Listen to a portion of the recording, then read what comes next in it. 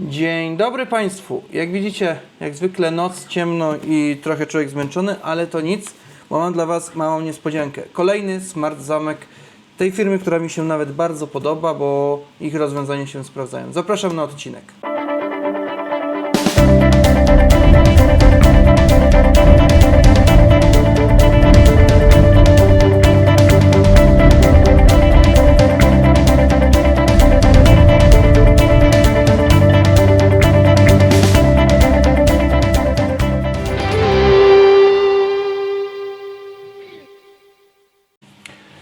Jak widzicie, trochę inna perspektywa, komputer zmieniłem, nie mam jeszcze podstawki pod niego, więc nie mogę przeciągać biurka, ale to nic.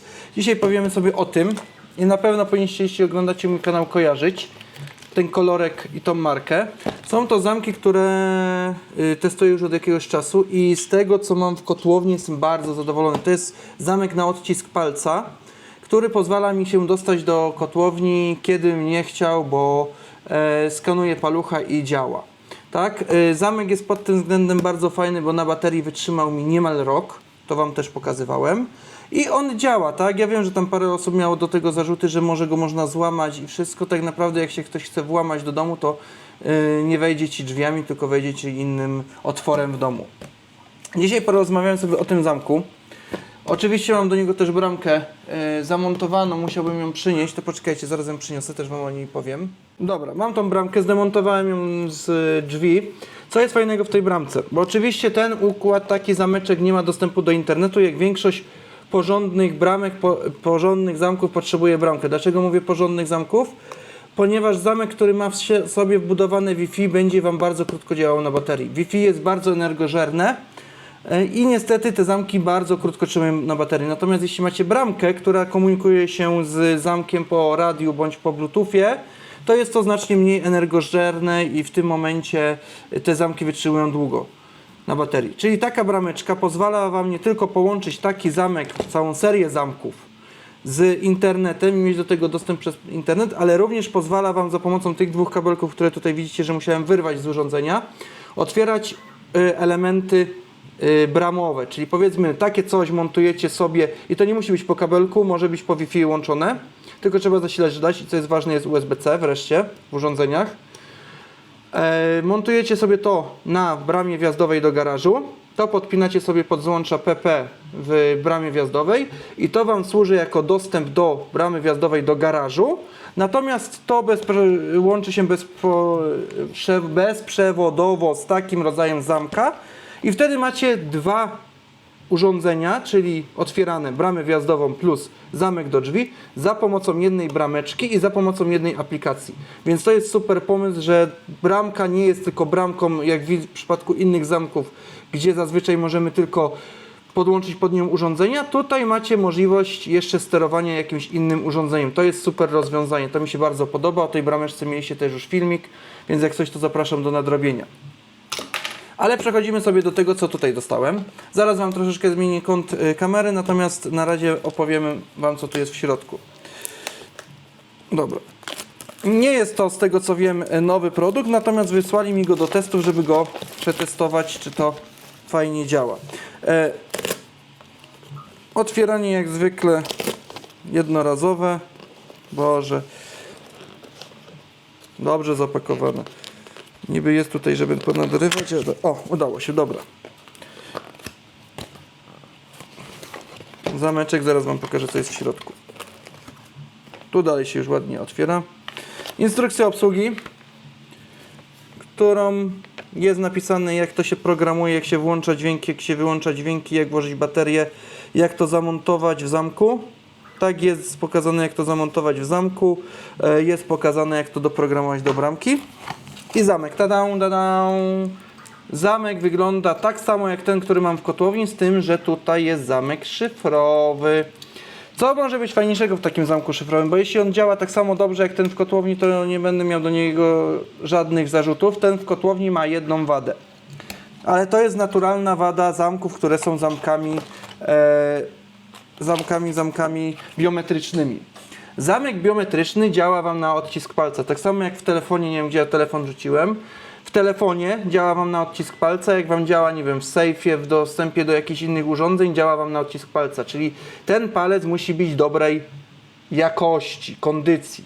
Jeśli tak jak ja do kotłowni często wchodzę z prac ziemno-budowlanych w ogrodzie, to najczęściej się okazuje, że albo te paluchy mam ufajdane, albo mogę mieć je też pozacinane. Wtedy jest kłopot z odczytem, dlatego ja na tamtym zamku mam chyba po 3 palce z każdej ręki, że w razie czego jakbym tego zaciął albo coś mi nie chciało odczytać, no to mamy zawsze drugi palec. Podobnie jest w telefonie, też nigdy nie mam zaprogramowanego jednego palca, tylko kilka, bo różnie się zdarzy, jak porządnie przetniecie palce, to telefon Wam go nie powinien złapać, jeśli jest dobry. Więc tam jest ten czasami kłopot, że ze względu na stan moich rąk niestety zamek ma kłopoty z odczytem. Tutaj tego problemu nie powinno być. Dlaczego? Bo wpisujecie sobie kodzik. Jeśli tylko ta klawiatura nie będzie się wycierać i nie będzie pokazywać kodu, jaki jest do zamka, no chyba że każdemu domownikowi dacie inny i ten kod będzie się mniej więcej w miarę równomiernie wycierał, to jest lepsze rozwiązanie, bo podchodzicie sobie, wbijacie kod, tak? I macie załatwiony z głowy, bez kłopotu tego, że Wam się coś palec nie odczytał, czy cokolwiek innego się stało. Najważniejsza rzecz, nie ma folijki. Więc pod tym względem ten zamek będzie bardzo fajny. Co jest jeszcze tutaj fajnego w zamku? Zaraz Wam pokażę. Do takiego zamka dostajecie 3 karty. I to są karty RFID, czyli takie chiptesy, co przekładacie sobie do zamka i tym możecie otworzyć. Więc jeśli macie starszą osobę w domu, ona nie musi wbijać kodu, tylko może takie coś przyłożyć do zamka i też jej się otworzy. Więc to też jest bardzo fajne rozwiązanie. No jak to zgubicie, no to trudno się mówi, zgubicie. Karty są numerowane, każda ma swój indywidualny numer, więc w aplikacji możecie ją odpiąć, czyli to nie jest tak jak ze zwyczajnym zamkiem, że zgubicie jeden klucz i boicie się, że ktoś znajdzie i Wam otworzy drzwi. To jeśli zgubicie, to po prostu wypinacie ten jeden kluczyk z programu i on nie działa, przestaje działać w Waszych drzwiach, po kłopocie. Co tu jest jeszcze fajnego takiego? Tu Wam zaraz pokażę, jak tylko rozkręcę zamek. Tu jest dostęp do baterii. Już pamiętam z tamtego. To się zaraz powinno mi tu wysunąć. A to może ja polecę z drugiej strony. Tu Wam pokażę, co jest fajnego. Że ten zamek jest jaki? Uniwersalny. Dlaczego? Widzicie to? Najczęściej jak kupujecie wkładkę do zamku, to musicie podać tą długość i tą długość. W tym zamku nie ma takiej kłopotu, bo tą prawą stronę możecie regulować, czyli mam nadzieję, że lewą też możecie regulować. Czyli doregulowujecie sobie te dwie strony, wkładacie ten zamek, doregulowujecie sobie do swoich drzwi i to Wam działa, tak? Ładnie wygląda w drzwiach, nie ma tak, że coś odstaje, że jest czasami jak widzi się zamki, to aż ta wkładka wystaje ileś z jednej strony. Tu nie będzie takiego kłopotu, bo to jest mała wkładka, więc jak ją wsuniecie, to później doregulowujecie sobie tylko tymi elementami, jak mają być daleko wsunięte. Tutaj macie zresztą blokadki na wkręcanie śrubki i te podane długości, które powinny być w Waszym zamku. Z drugiej strony wygląda to tak samo. Gdzieś mi kluczyk poleciał. O, dobra.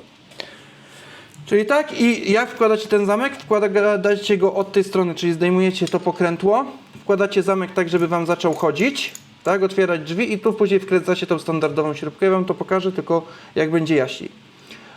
Tu wkładacie tą standardową śrubkę, dokręcacie zamek i to działa. Dobra, to sobie złożę. Zaraz przejdziemy do programowania. Bo programowanie, z tego co pamiętam, też było fajne przy tym biometrycznym, bo można było zalogować się do aplikacji dotykając zamka. Najważniejsze, co tu trzeba zrobić, włożyć baterię. Aha, nie powiedziałem Wam, że w tamtym starym baterie mi wytrzymały rok, no dobre 3/4 roku, ale to baterie mi wytrzymały tyle, a to były jeszcze akumulatorki, więc teoretycznie akumulatorki mają mniejszą pojemność i wiecie co? Tu nie ma baterii i to jest super. Chociaż no, dobra, ale tu jest miejsce na baterię, to poczekajcie. To czy ja... A, przepraszam, dobra. Jest USB pewnie do programowania, a tutaj macie wejście na normalne baterie, bo już mówię, dobra, Ale to było bez sensu, jakbyście mieli ładowanie tego, a nie wymianę baterii. Dlaczego? Bo o ile ta kasetka by była od wewnątrz domu, to ok, możecie sobie w nocy podłączyć USB i tutaj naładować, ale to montujecie z zewnątrz budynku, z zewnątrz na klatkę schodową, bo z tej strony wpisujecie kod, więc nie wiem, jakbyście to mieli ładować, tak? A natomiast jeśli tu wkładacie baterie i te baterie długo trzymają, to po prostu raz na na pół roku, na rok, w zależności pewnie od częstotliwości użytkowania. Tu pewnie będzie mniej zużywało baterii. Podchodzicie, 3 minuty odkręcacie dwie śrubki i wkładacie nowe baterie. Zaraz ktoś powie, no dobrze, no ale to w takim wypadku łatwo się tutaj włamać i w ogóle. No nie aż tak łatwo. Tu jeszcze jest bateryjka, znaczy śrubeczka, którą tu należy wkręcić, jak zamontujecie swoje baterie. No i zaraz wam pokażę, jaki bajerancki śrubokręcik jest do tego. O, taki śrubokręcik, baterie już włożone. Tu się coś pokazuje. O, jest bardzo fajnie, wiecie dlaczego? Już wam pokazuję. Zobaczcie, macie podświetloną też klawiaturę. Nie wiem, czy to widzicie przy tym świetle, ale jest podświetlona klawiatura, więc po włożeniu będzie działać. O, i wiecie co wam powiem? Niestety moje baterie są już liche. Muszę je chyba naładować albo kupić nowe, bo te akumulatorki też już mają ładny czas. Dobra, próbujemy to dodać do aplikacji. Przejdziemy sobie teraz do telefonu i przełączymy się na połączenie z aplikacją. A tutaj, żeby nie było, tu wkręcacie śrubkę i tu były jeszcze jakieś takie, to chyba to było do tego, czy nie to do tego? Takie zaślepeczki były, ale to już nie wiem, do czego te zaślepeczki. Zaraz spróbuję wam powiedzieć, do czego te zaślepeczki.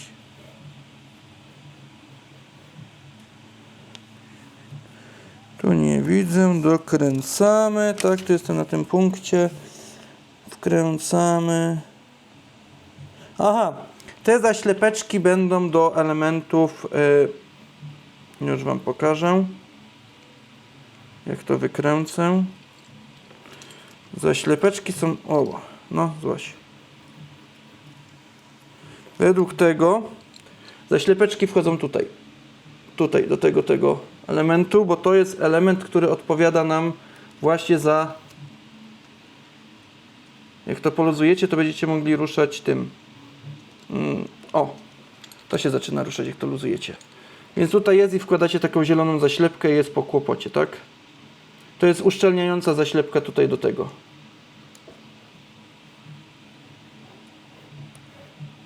A tu z boku jest już włożona. Dobra. To później, jak to będę już regulował, to sobie to zaślepię. Zamek, z racji tego właśnie się zastanawiam teraz, ale chyba ten zamek powędruje do rodziców, bo oni nie mają jeszcze żadnego smart zamka, ja już mam ich kilka. Więc do rodziców, bo oni z kodem bez kłopotu sobie poradzą, natomiast odcisk palca kiedyś im założyłem taki inny zamek i nie byli z tego super zadowoleni, więc ten wyląduje u nich jako zamek smart do zamka. Ale to już dzień. Dobra, przechodzimy sobie do połączenia tego z aplikacją.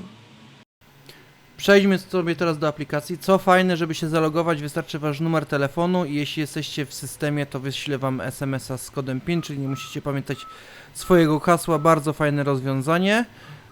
Tutaj, jak widzicie, obsługę urządzenia, to, że czerwona bateria mi się świeci, to znaczy, że jeden zamek jest rozładowany, muszę tam baterię wymienić. I te USB, które wam pokazywałem, to jednak jest do awaryjnego otworzenia zamka, a nie do naładowania baterii, czyli jeśli by wam zamek padł i byście chcieli go otworzyć, to możecie go za pomocą powerbanka, bądź z telefonu, za pomocą kabla, czegokolwiek, co wam udzieli energii, otworzyć ten zamek, no, jakiś system ratunkowy. Przejdźmy sobie teraz do tego, jak wygląda dodawanie zamka, czyli bierzemy dodaj zamek za pomocą kodu QR, bo tak jest najwygodniej. Skanujemy sobie ten kod QR, który jest do tego zamka. Musimy podać jego ID, które jest zawarte na zamku, czyli nawet jeśli ktoś zeskanuje ten kod, to wam się nie włamie. Następnie należy się połączyć z Wi-Fi tego zamka i po tym kodzie właśnie, który odczytaliście z zamka, możecie się z tym zamkiem połączyć. Jak widzicie, ja już się połączyłem, tych zamków jest u mnie bramka i 2 zamki. Przechodzimy sobie na ten mój zameczek, dodajemy w tym momencie kod PIN do otwarcia, gdzie u góry w uwagach należy wpisać, powiedzmy, czyj to jest kod, żeby później odnotować. W tym możemy też dodać godziny, na ile ma być. Dobra, do wymiany takiego zamka nie potrzebujecie nic więcej niż tego, co dostajecie tutaj w komplecie, czyli ten kluczyk. Kluczyk ma z tej strony śrubokręt, czyli wykręcacie sobie śrubkę. Powinno to pójść łatwo, ale widzę, że no tutaj było trochę mocniej dokręcone. Ona będzie wam jeszcze potrzebna.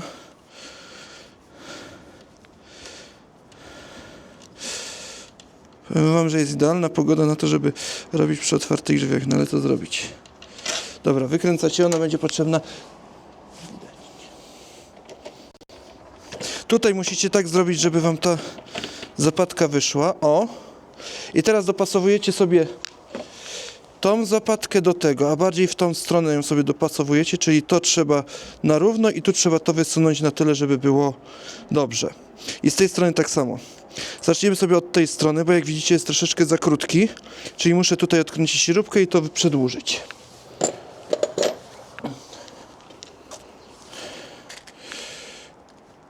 Oczywiście kluczyk też z zestawu. Odkręcam tą śrubkę. Tak.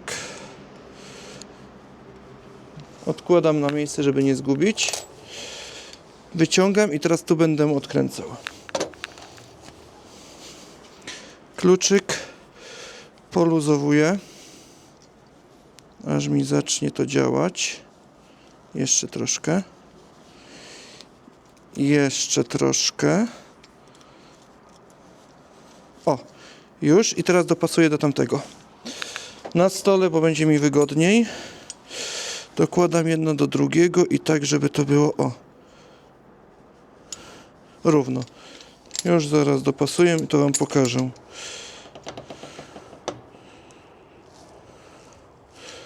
Dobra. Wyszło coś takiego, jakieś u mnie 10 mm, że musiałem wysunąć. W tym momencie dokręcam tą śrubkę z powrotem, żeby to się nie wyrwało.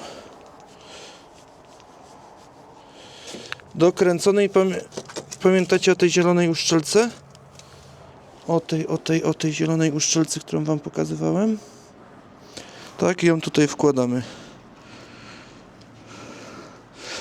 Włożona. Tu tam jest już włożona druga.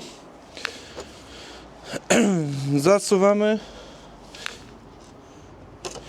Szerka mi tu pomaga. Zakręcamy z powrotem ten element. Tak. Tutaj ładnie, o. Dobra, jest. I z tej strony muszę odkręcić, żeby włożyć do zamka. Czyli to wykręcam. Zdejmuję. Wkładam do drzwi od tej strony. Tak. I teraz muszę zrobić tak, żeby z tej strony, tu z tej strony kręcić i zobaczyć, czy to pasuje. Jak pasuje, to biorę tą śrubkę i próbuję ją tam utrafić. Jak widzicie, trafiłem. Wkręcamy ją tym bajeranckim śrubokrętem.